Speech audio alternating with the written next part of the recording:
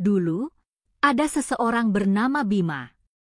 Mungkin sekarang kamu melihatnya di depan, memimpin pujian dengan suara penuh penghayatan. Tapi, tahukah kamu, sosok yang berdiri di sana itu dulunya adalah pembenci nomor 1? Ya, Bima pernah jadi orang yang paling getol mengejek dan merendahkan iman Kristen. Setiap ada kesempatan, pasti ada saja kalimat pedas yang keluar dari mulutnya. Bagi Bima, semua hal tentang agama itu cuma omong kosong, bahkan sampai memprovokasi orang. Kebencian ini menumpuk tahun demi tahun, membuat hati Bima keras dan gelap. Tapi, apa yang terjadi kemudian? Bagaimana bisa seorang yang penuh cemooh, yang dulunya anti sekali dengan gereja, kini justru berdiri di altar, mengarahkan jemaat dalam penyembahan? Ini bukan cerita biasa. Ini tentang sebuah titik balik tak terduga, tentang sebuah keajaiban yang mengubah segalanya. Siapkan dirimu, karena kisah Bima akan membuatmu bertanya, bagaimana mungkin, dan membuktikan bahwa tidak ada yang mustahil bagi kasih yang sesungguhnya. Dulu, ada seseorang bernama Bima. Mungkin saat ini, sosok itu berdiri di hadapan banyak orang dengan gitar di tangan, memimpin pujian. Namun, jika orang-orang mengetahui Bima yang dulu, mungkin mereka akan terkejut. Bima adalah tipe orang yang mudah tersulut emosi, apalagi jika menyangkut hal-hal yang dianggapnya tidak masuk akal. Dan, jujur saja, pada masa itu, iman Kristen adalah salah satunya. Entah mengapa, setiap kali melihat orang Kristen beribadah atau mendengar mereka berbicara tentang Tuhan, rasanya ada sesuatu yang mendidih di dalam dada. Mungkin karena lingkungannya membentuknya, yang tidak banyak berinteraksi dengan orang Kristen, sehingga yang didengar hanyalah stereotip negatif. Tumbuh besar di lingkungan yang cukup homogen, obrolan tentang agama lain seringkali diwarnai nada sinis. Hal itu sedikit banyak membentuk cara pandang Bima. Ada rasa bangga saat bisa melontarkan lelucon atau komentar pedas yang merendahkan keyakinan orang lain. Rasanya keren, seolah paling pintar dan paling benar. Padahal, jika dipikir-pikir sekarang, itu hanya cara menutupi ketidaktahuan dan mungkin juga rasa takut. Takut jika ada hal lain di luar sana yang lebih benar dari apa yang diyakininya. Awalnya, pelecehan itu mungkin tidak secara langsung, lebih kepada sindiran-sindiran di tongkrongan atau di media sosial. Namun, lama-kelamaan, Bima menjadi semakin berani. Ingat sekali, pernah sengaja mengunggah meme yang isinya memplesetkan ayat Alkitab hanya agar teman-teman tertawa. Dan mereka memang tertawa. Hal itu membuat Bima merasa divalidasi, merasa bahwa apa yang dilakukannya itu benar, atau setidaknya diterima. Padahal, tidak pernah terlintas di pikiran Bima, bagaimana perasaan orang-orang Kristen yang mungkin membaca atau mendengar hal itu. Ada satu kejadian yang sampai sekarang masih membekas. Kala itu, ada seorang teman sekelas yang Kristen, namanya Sita. Gadis itu orangnya pendiam dan sangat ramah. Suatu hari, Sita sedang membaca Alkitab di pojok kelas. Bima lewat, dan entah bisikan apa, langsung nyeletuk keras-keras, "Wah, serius banget, Sita. Sudah mau jadi biarawati, ya? Nanti jangan lupa doakan Bima biar tidak masuk neraka." Kata-kata itu diucapkan dengan nada mengejek, dan teman-teman lain ikut cekikikan. Sita hanya diam, wajahnya langsung pucat, dan buru-buru menutup Alkitabnya. Bima merasa menang, namun kini, kenangan itu terasa seperti duri di hati. Setelah kejadian dengan Sita, Bima menjadi semakin getol. Pelecehan yang dilakukan bukan hanya lewat kata-kata, tetapi juga lewat sikap. Bima akan sengaja memalingkan muka jika ada khotbah di televisi, atau memutar musik keras-keras jika tetangga sedang ada ibadah. Ada semacam perasaan memiliki misi, misi untuk meluruskan pemahaman orang-orang tentang apa yang dianggap salah. Padahal, misi itu hanya didasari oleh kebencian yang tidak beralasan dan ketidaktahuan. Dampak dari tindakan-tindakan ini jelas terasa. Teman-teman yang dulu dekat, terutama yang memiliki latar belakang Kristen, mulai menjauh. Lingkaran pertemanan Bima menjadi semakin sempit, diisi oleh orang-orang yang memiliki pemikiran serupa. Di satu sisi, Bima merasa nyaman, tetapi di sisi lain, ada kekosongan yang tidak bisa dijelaskan. Ada kebanggaan semu atas keberaniannya, namun di balik itu ada kesepian yang mulai menggerogoti. Mungkin Bima berpikir, dengan merendahkan orang lain, ia akan merasa lebih tinggi. Akan merasa lebih pintar. Namun nyatanya, semakin mencoba menjatuhkan iman orang lain, semakin Bima merasa terperosok. Ada semacam lingkaran setan di mana terus mencari validasi dari tindakan-tindakan destruktif itu. Bahkan, Bima mulai merasa cemas dan gelisah tanpa sebab, apalagi jika tiba-tiba melihat lambang salib atau mendengar lagu rohani, ada perasaan aneh yang muncul. Pernah satu kali, Bima mendengar lagu rohani dari rumah tetangga. Entah mengapa, alih-alih merasa jijik seperti biasa, Bima malah terdiam. Liriknya tentang kasih dan pengampunan. Otak Bima langsung menolak, namun ada bagian dalam diri yang tidak bisa bohong. Lirik itu terasa menyentuh. Bima buru-buru mengalihkan perhatian, menertawakan diri sendiri karena sempat terjebak dengan lagu seperti itu. Namun, benih keraguan itu sudah mulai ditaburkan, walau waktu itu sama sekali tidak menyadarinya.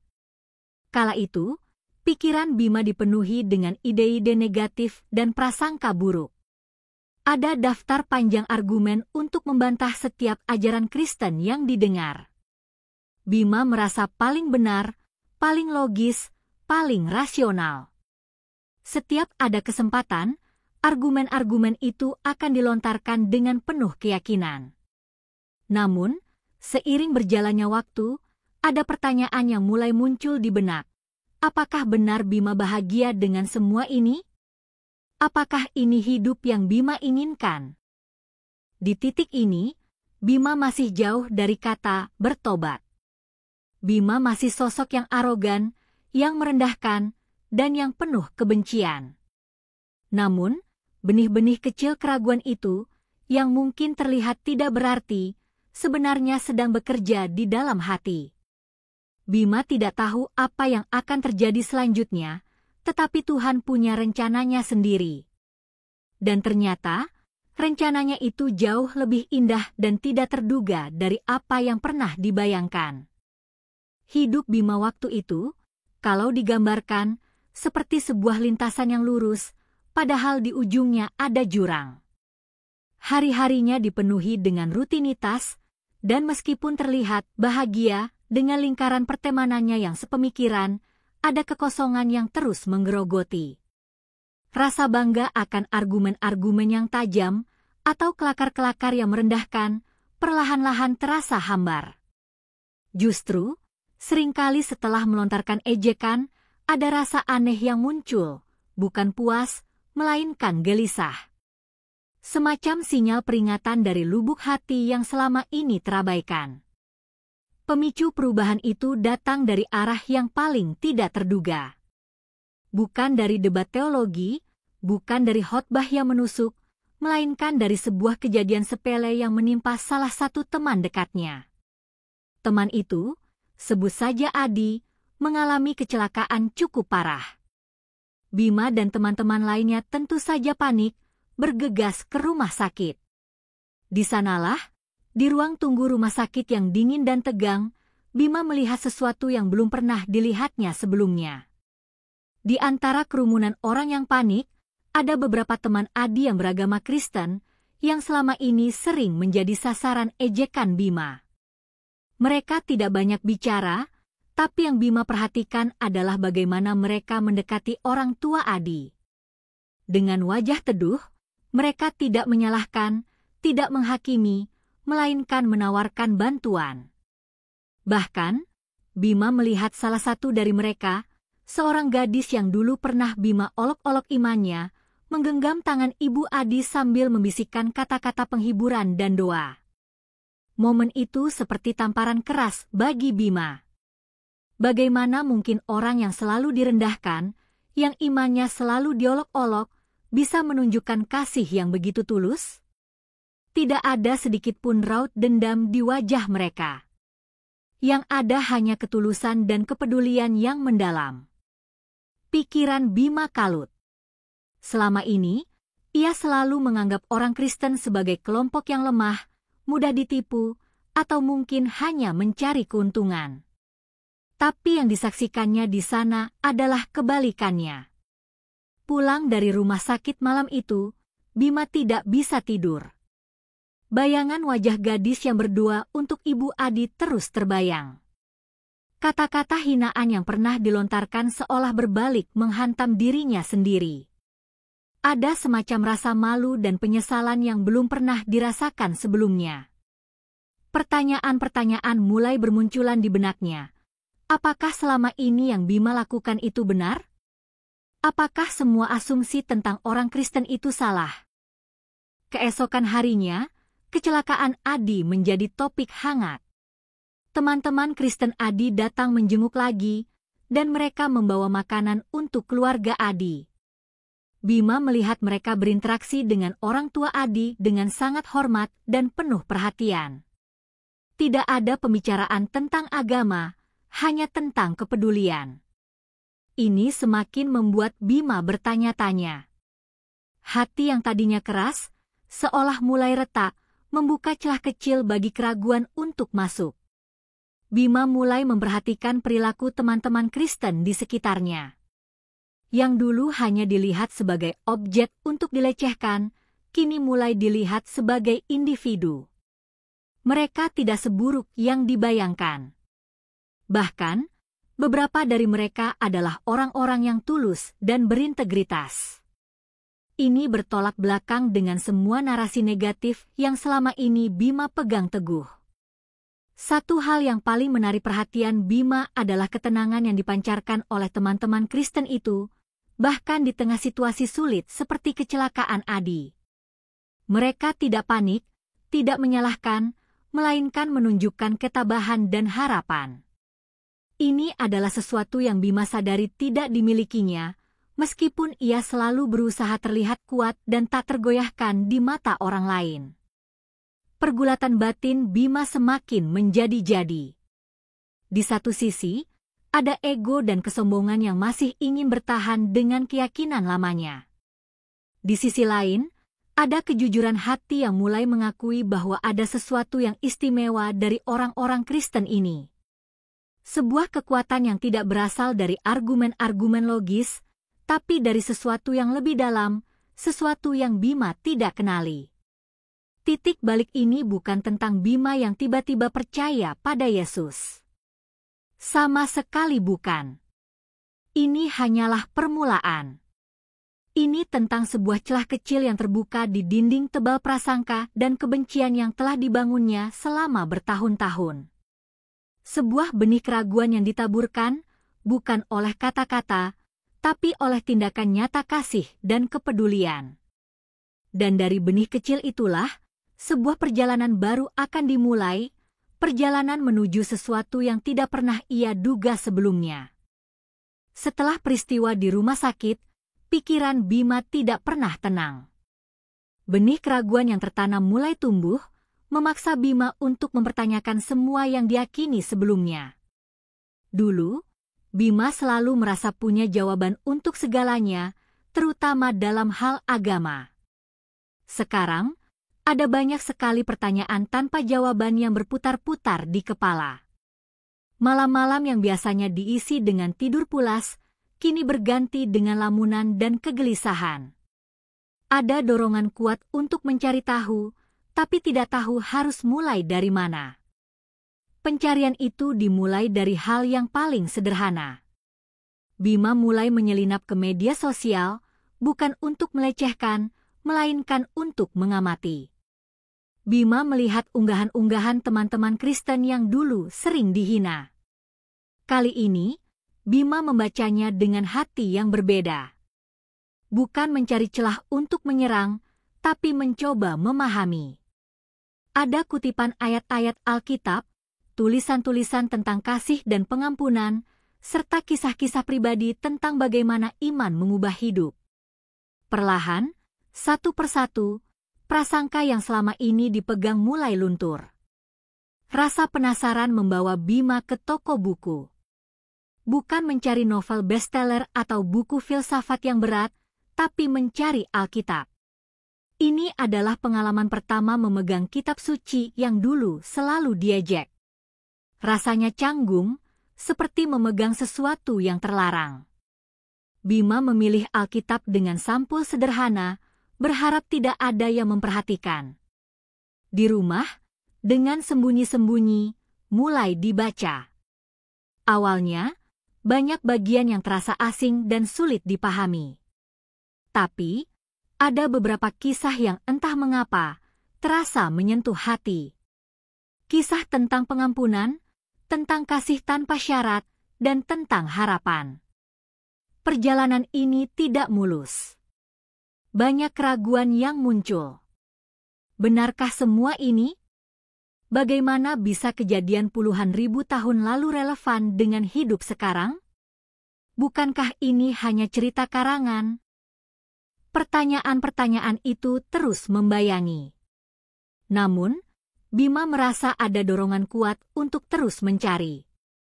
Seperti orang haus yang menemukan setetes air, Bima ingin lebih. Akhirnya, Bima mencoba mencari komunitas. Awalnya hanya lewat YouTube, mencari khotbah atau renungan yang bisa menjelaskan hal-hal yang tidak dimengerti dari Alkitab. Secara tidak sengaja, Bima menemukan sebuah gereja kecil di dekat rumah. Gereja yang sering dilewati dan dulu selalu dipandang sebelah mata.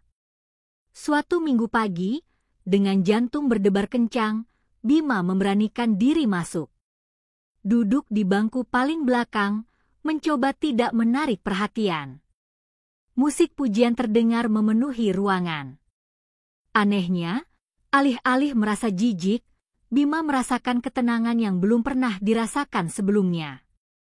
Khotbahnya sederhana, tentang kasih Tuhan yang tidak pernah menyerah.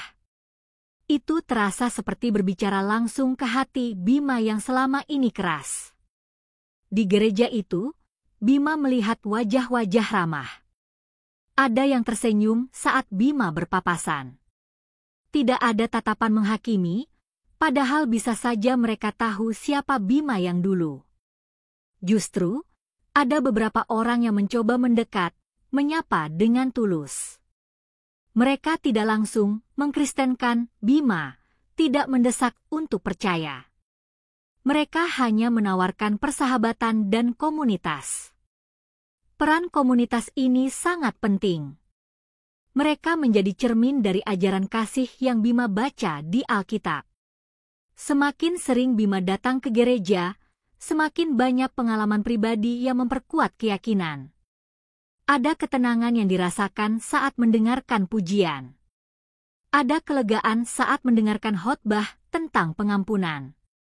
Hal-hal yang dulu dianggap kebodohan, kini mulai terlihat sebagai kebijaksanaan. Hati Bima yang dulu penuh dengan kebencian dan sinisme, perlahan-lahan mulai dilunakkan oleh kasih yang dirasakan dari komunitas dan firman Tuhan. Bima mulai menyadari bahwa iman bukan hanya tentang dogma atau aturan, tetapi tentang hubungan. Hubungan dengan Tuhan yang mengasihi, dan hubungan dengan sesama manusia. Perlahan, Bima mulai berdoa, awalnya canggung, tapi lama-lama terasa nyaman. Ada percakapan pribadi yang terjadi di dalam hati, mengakui segala kesalahan dan mencari tuntunan. Proses ini tidak instan, ada naik turunnya. Kadang keraguan muncul lagi, tapi selalu ada kekuatan baru yang mendorong untuk terus maju. Ini adalah perjalanan yang panjang, penuh dengan pertanyaan dan pencarian. Tapi setiap langkah kecil membawa Bima lebih dekat pada kebenaran yang dulu selalu ditolak. Yang dulu Bima anggap sebagai kelemahan, ternyata adalah kekuatan sejati. Iman Kristen bukan lagi musuh, melainkan sebuah penemuan berharga yang mulai mengisi kekosongan dalam hati Bima. Setelah peristiwa di rumah sakit, pikiran Bima tidak pernah tenang. Benih keraguan yang tertanam mulai tumbuh, memaksa untuk mempertanyakan semua yang diyakini sebelumnya. Dulu, Bima selalu merasa punya jawaban untuk segalanya, terutama dalam hal agama. Sekarang, ada banyak sekali pertanyaan tanpa jawaban yang berputar-putar di kepala. Malam-malam yang biasanya diisi dengan tidur pulas, kini berganti dengan lamunan dan kegelisahan. Ada dorongan kuat untuk mencari tahu, tapi tidak tahu harus mulai dari mana. Pencarian itu dimulai dari hal yang paling sederhana. Bima mulai menyelinap ke media sosial, bukan untuk melecehkan, melainkan untuk mengamati. Bima melihat unggahan-unggahan teman-teman Kristen yang dulu sering dihina. Kali ini, Bima membacanya dengan hati yang berbeda. Bukan mencari celah untuk menyerang, tapi mencoba memahami. Ada kutipan ayat-ayat Alkitab, tulisan-tulisan tentang kasih dan pengampunan, serta kisah-kisah pribadi tentang bagaimana iman mengubah hidup. Perlahan, satu persatu, prasangka yang selama ini dipegang mulai luntur. Rasa penasaran membawa Bima ke toko buku. Bukan mencari novel bestseller atau buku filsafat yang berat, tapi mencari Alkitab. Ini adalah pengalaman pertama memegang kitab suci yang dulu selalu diejek. Rasanya canggung, seperti memegang sesuatu yang terlarang. Bima memilih Alkitab dengan sampul sederhana, berharap tidak ada yang memperhatikan. Di rumah, dengan sembunyi-sembunyi, mulai dibaca. Awalnya, banyak bagian yang terasa asing dan sulit dipahami. Tapi, ada beberapa kisah yang entah mengapa, terasa menyentuh hati. Kisah tentang pengampunan, tentang kasih tanpa syarat, dan tentang harapan.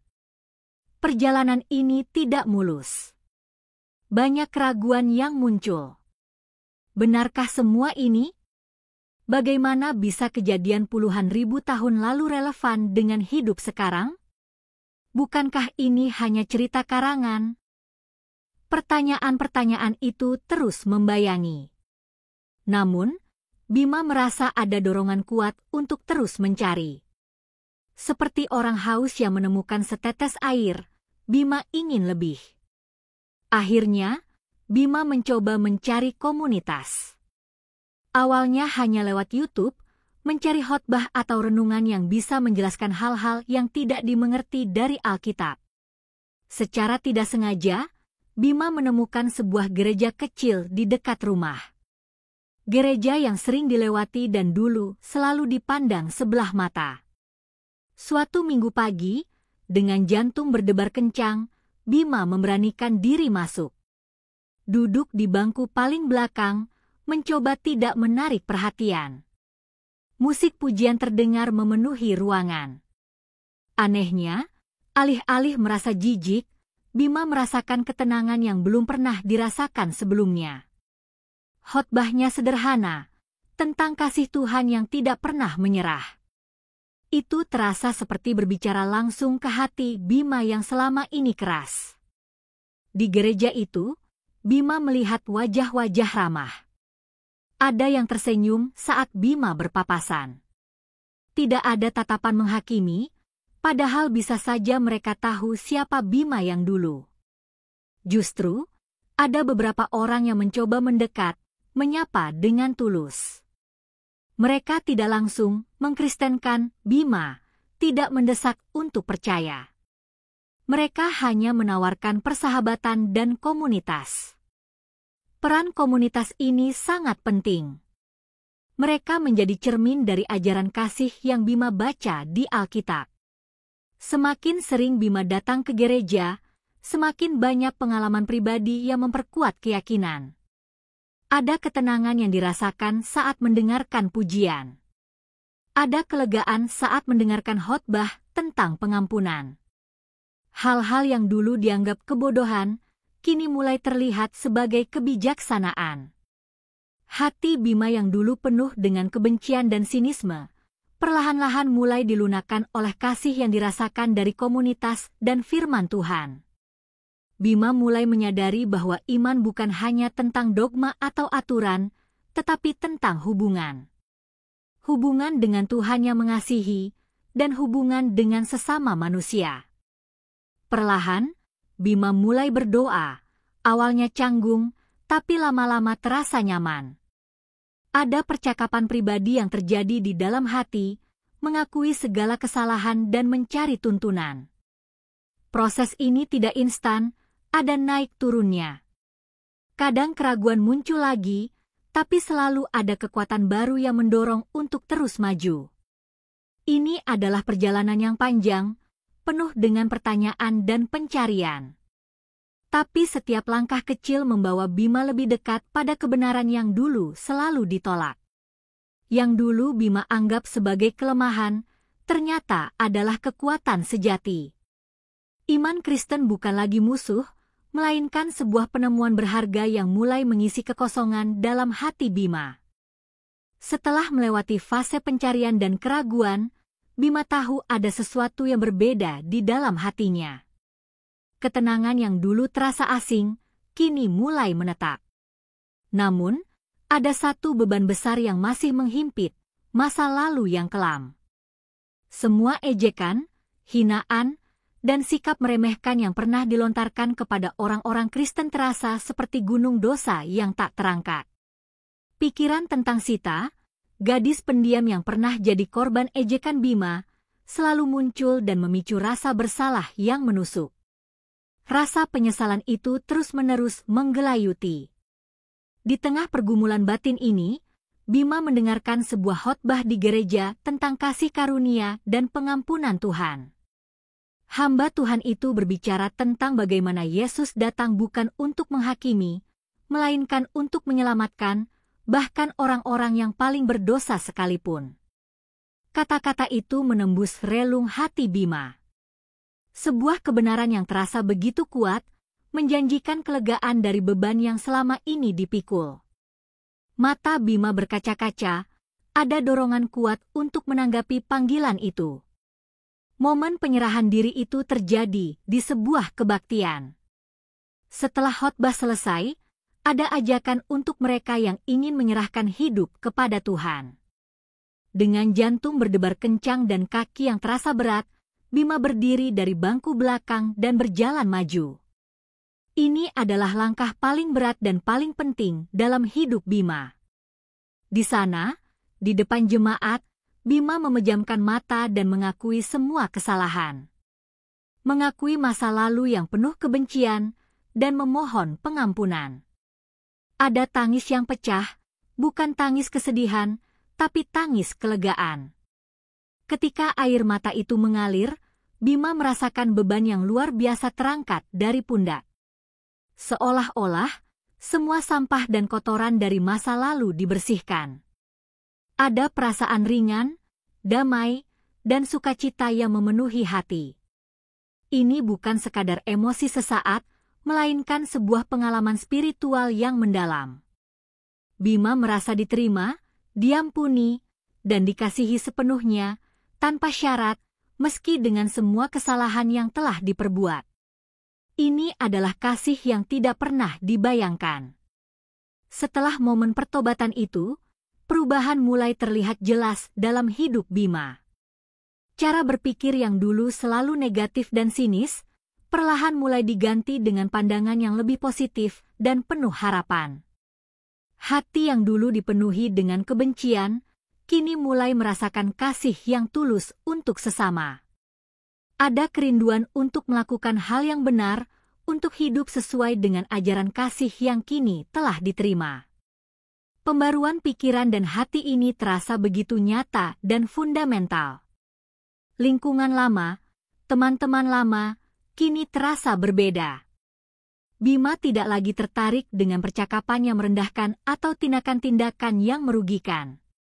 Ada semacam rasa jijik terhadap hal-hal yang dulu dianggap keren. Justru, Bima merasa rindu untuk bisa membagikan kabar baik ini kepada orang lain, terutama kepada mereka yang mungkin masih terperangkap dalam kebencian seperti Bima dulu. Ada keinginan untuk meminta maaf, terutama kepada Sita, jika suatu saat ada kesempatan. Transformasi ini juga memengaruhi hubungan Bima dengan orang-orang di sekitarnya. Yang dulu seringkali memicu konflik atau perselisihan, kini Bima belajar untuk lebih sabar, lebih mendengarkan, dan lebih mengasihi. Tentu saja, tidak mudah untuk mengubah kebiasaan yang sudah mengakar kuat. Ada saat-saat di mana godaan untuk kembali ke pola lama muncul, namun kini Bima memiliki kekuatan baru, yaitu Roh Kudus, yang memampukan untuk memilih jalan yang benar. Dampak spiritual dari pengalaman ini sangatlah besar. Bima merasakan hubungan yang intim dengan Tuhan. Doa bukan lagi sekadar rutinitas, melainkan percakapan yang hidup. Pembacaan Alkitab bukan lagi tugas yang membosankan, melainkan sumber hikmat dan kekuatan. Ada kedamaian yang melampaui segala pengertian, bahkan di tengah tantangan hidup. Bima merasa tidak sendirian lagi, ada Tuhan yang selalu menyertai dan membimbing. Perjalanan transformasi ini bukanlah titik akhir, melainkan permulaan dari sebuah hidup yang baru. Masa lalu memang tidak bisa dihapus, tetapi dampaknya bisa diubahkan. Dari seorang yang dulunya penuh kebencian dan pelecehan, kini Bima berdiri sebagai bukti nyata kekuatan pengampunan dan pembaruan Tuhan.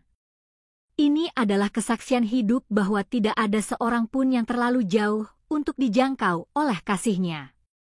Bima yang baru ini adalah cerminan dari hati yang telah diubahkan. Sebuah hati yang dulu gelap, kini dipenuhi terang. Sebuah hati yang dulu dingin, kini menghangat dengan kasih. Ini adalah permulaan dari babak baru, di mana Bima tidak hanya menerima kasih, tetapi juga akan mulai menyalurkan kasih itu kepada orang lain dalam bentuk pelayanan yang tak terduga. Setelah mengalami transformasi hati yang begitu dalam, Bima merasakan dorongan kuat untuk melakukan sesuatu yang berarti. Hati yang dulu dipenuhi dengan kebencian dan keinginan untuk merendahkan, kini berbalik 180 derajat. Ada kerinduannya membara untuk membagikan kasih dan kelegaan yang telah diterima. Bukan lagi sekadar menikmati kedamaian itu sendirian, tapi menyalurkannya. Pertanyaannya, bagaimana caranya? Terutama dengan masa lalu yang masih membayangi. Awalnya, Bima merasa tidak pantas. Bagaimana mungkin seseorang yang dulunya sering melecehkan iman orang Kristen, sekarang bisa terlibat dalam pelayanan gereja? Rasa bersalah itu masih ada, meskipun sudah diampuni. Pikiran-pikiran seperti, apakah mereka akan menerima Bima? Apakah mereka akan percaya? Terus menghantui. Namun, dorongan untuk melayani lebih besar daripada ketakutan itu. Bima percaya, jika Tuhan sendiri sudah mengampuni, seharusnya orang lain juga bisa.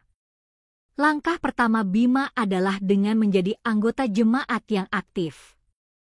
Mulai datang ke setiap kebaktian, mengikuti kelas pendalaman Alkitab, dan mencoba mengenal lebih banyak orang di gereja.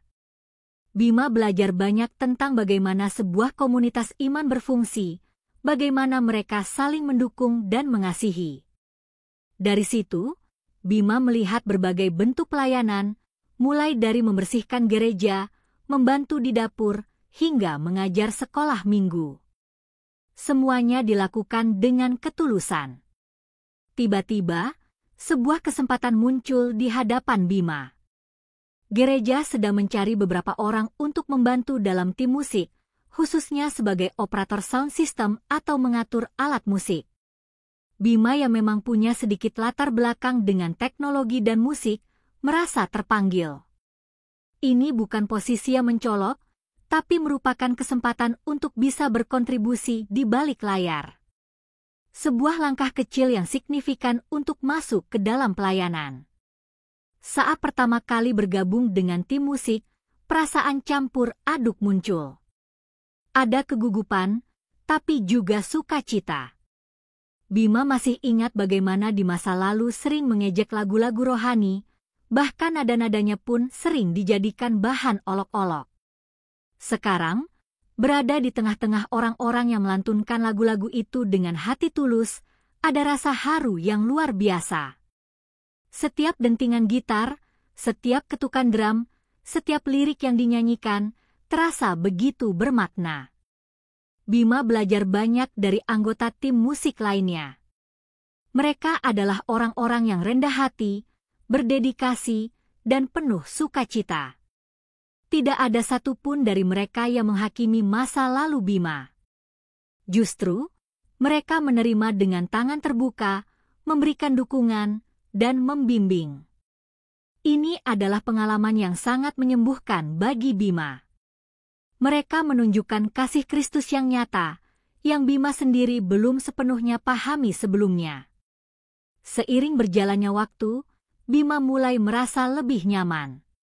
Dari sekadar membantu sound system, Bima mulai mencoba membantu mengatur setlist lagu, bahkan sesekali ikut bernyanyi di bagian backing vokal saat latihan.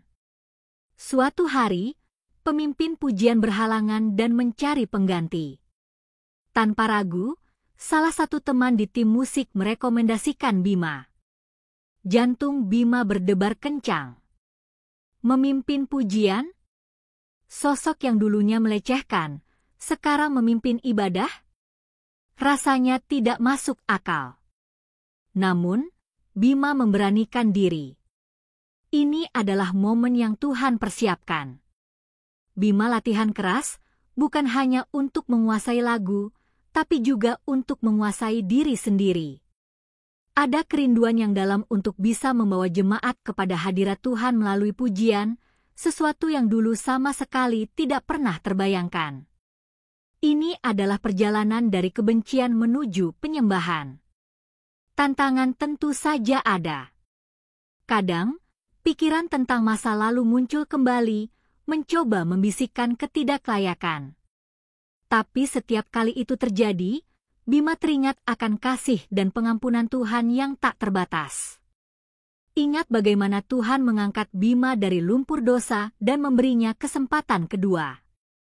Ini bukan tentang layak atau tidak layak, tapi tentang anugerah. Pada akhirnya, langkah pertama ini adalah bukti nyata kuasa Tuhan yang mengubah. Bima yang dulu mencemooh, kini berdiri di depan, bukan sebagai seorang yang sok suci, melainkan sebagai seorang yang telah diubahkan oleh kasih-Nya. Ini adalah awal dari sebuah babak baru, di mana suara Bima yang dulunya dipakai untuk merendahkan, kini akan diangkat untuk memuliakan nama Tuhan.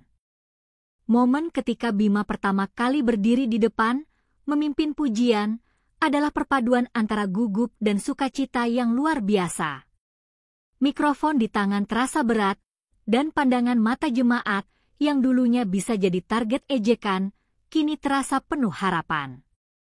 Ini bukan sekadar menyanyikan lagu.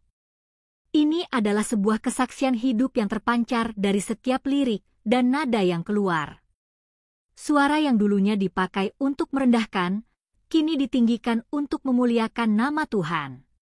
Bima menyadari, memimpin pujian bukan hanya tentang suara yang bagus atau menguasai alat musik. Lebih dari itu, ini adalah tentang membawa jemaat ke dalam hadirat Tuhan. Sebuah panggilan yang sangat suci.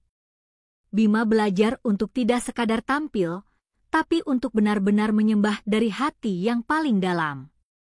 Setiap sesi latihan, setiap persiapan setlist, bukan hanya rutinitas, tapi sebuah waktu untuk semakin mendekatkan diri kepadanya. Ada filosofi yang kini Bima pegang teguh dalam pelayanan pujian, yaitu, pujian adalah jembatan. Jembatan antara manusia dan Tuhan. Jembatan yang menyingkirkan sekat-sekat prasangka dan dosa, dan membawa jiwa-jiwa untuk bersatu dalam penyembahan.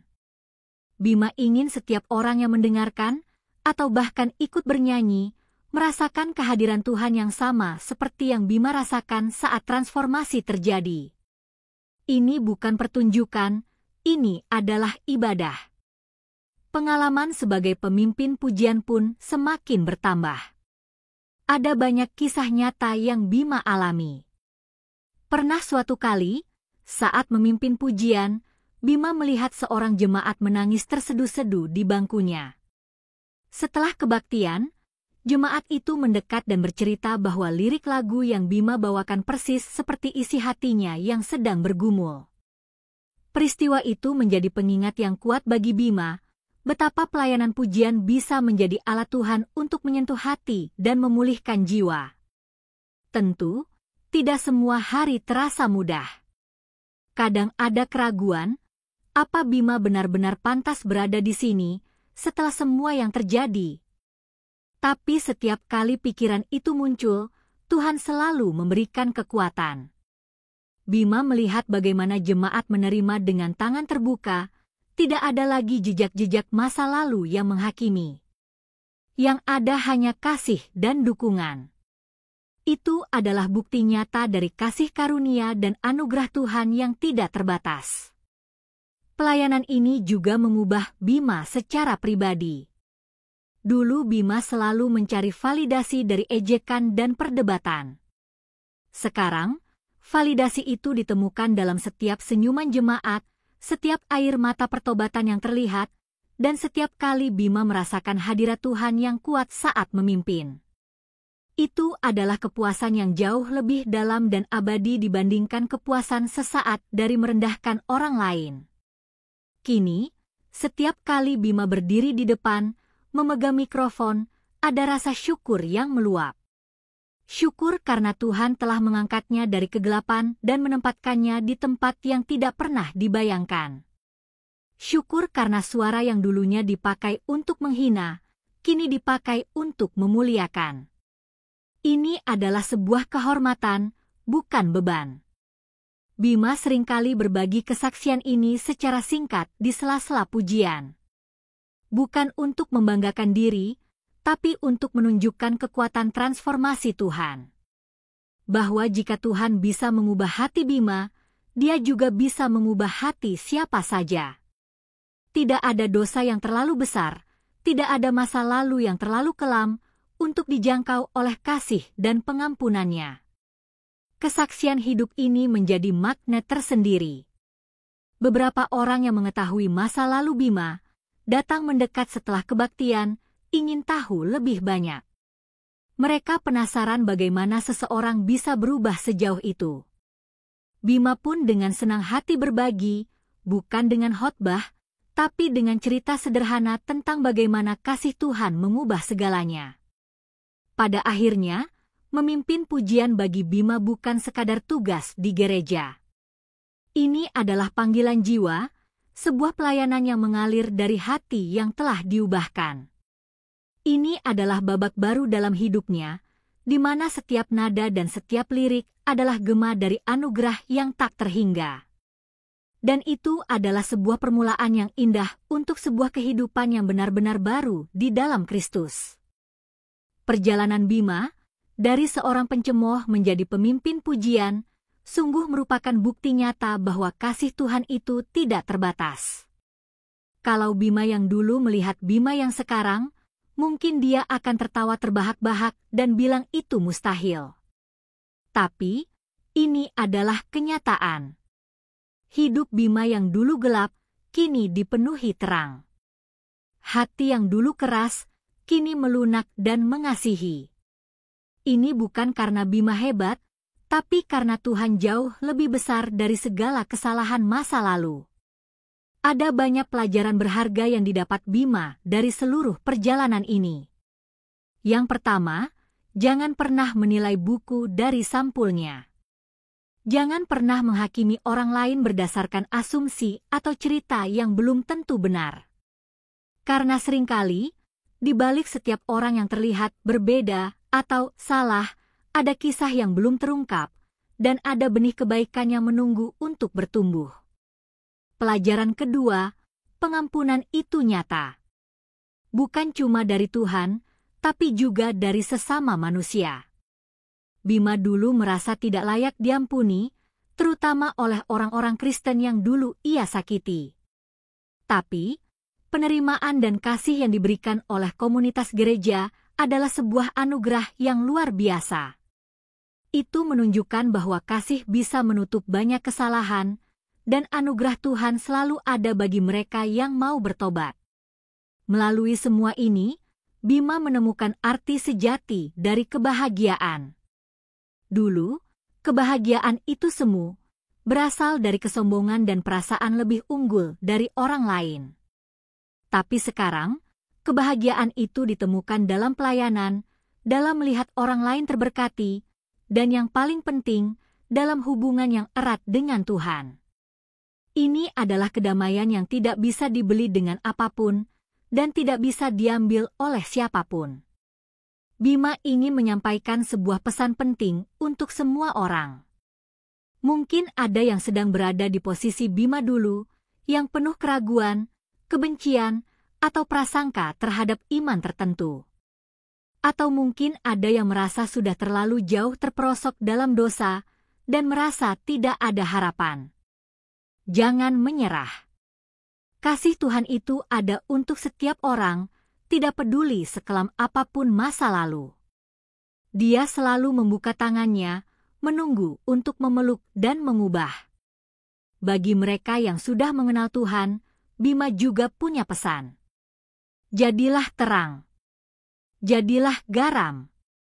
Tunjukkan kasih Kristus yang nyata kepada orang-orang di sekitar. Jangan cepat menghakimi, tapi cepatlah mengasihi dan mengampuni. Karena terkadang, satu tindakan kasih yang tulus, seperti yang Bima alami di rumah sakit, bisa menjadi titik balik bagi seseorang untuk mengenal Tuhan. Untuk masa depan, Bima memiliki visi yang jelas. Bima ingin terus melayani Tuhan dengan segenap hati, terutama melalui pelayanan pujian. Ingin terus menggunakan suara dan talenta yang Tuhan berikan untuk memuliakannya. Bima juga berharap bisa menjadi inspirasi bagi orang lain, bahwa transformasi itu nyata, dan bahwa hidup yang baru selalu mungkin di dalam Kristus. Di akhir perjalanan ini, Bima ingin mengucap syukur yang sebesar-besarnya. Syukur kepada Tuhan Yesus Kristus, yang telah mengubahkan hidupnya dari kegelapan menuju terang. Syukur kepada keluarga dan teman-teman yang tidak pernah berhenti mendoakan. Dan syukur kepada komunitas gereja yang telah menerima dan membimbing Bima. Ini adalah akhir dari kisah Bima, tapi ini adalah awal dari hidup yang kekal dalam Kristus. Sebuah hidup yang penuh dengan anugerah, pengampunan, dan harapan. Bima yang dulunya sering melecehkan, kini berdiri sebagai bukti hidup tentang kuasa Tuhan yang mengubah, dan akan terus memimpin pujian, meninggikan namanya.